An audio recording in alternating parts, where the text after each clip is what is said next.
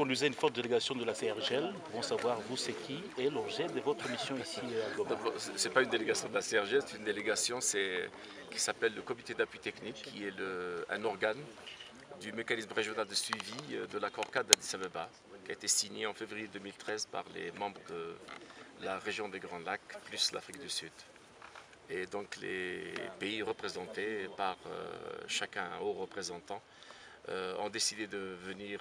ici à Goma dans le cadre d'une visite à l'est de la RDC, qui nous mènera dans un certain nombre de sites pour faire le point sur l'état d'évolution de la neutralisation des forces négatives et en particulier la question du rapatriement des ex-combattants qui existent dans un certain nombre de cas. Donc nous avons tenu par faire la première visite de courtoisie et de travail avec le gouverneur qui nous a informé de la situation dans la région, des efforts qui sont consentis par les autorités de la région et le gouvernement de la RDC et des forces armées de la République démocratique du Congo, avec le soutien de la MONUSCO pour éradiquer toutes les menaces qui existent dans cette région et qui menacent à la stabilité. Et nous a fait état également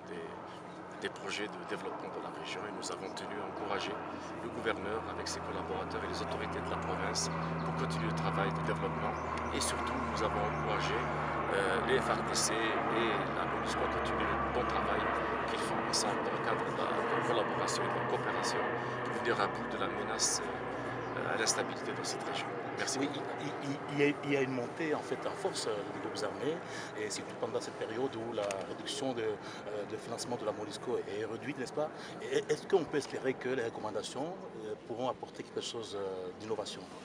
Écoutez, nous avons tenu, c'est le comité d'appui technique a tenu, les membres de l'accord cadre d'Addis Abeba ont tenu à faire cette visite sur le terrain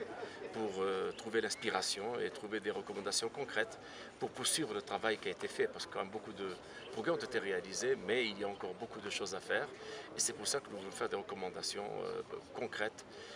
notamment portant sur le rapatriement des ex-combattants qui sont dans un certain nombre de camps dans cette région. Merci beaucoup. Merci beaucoup.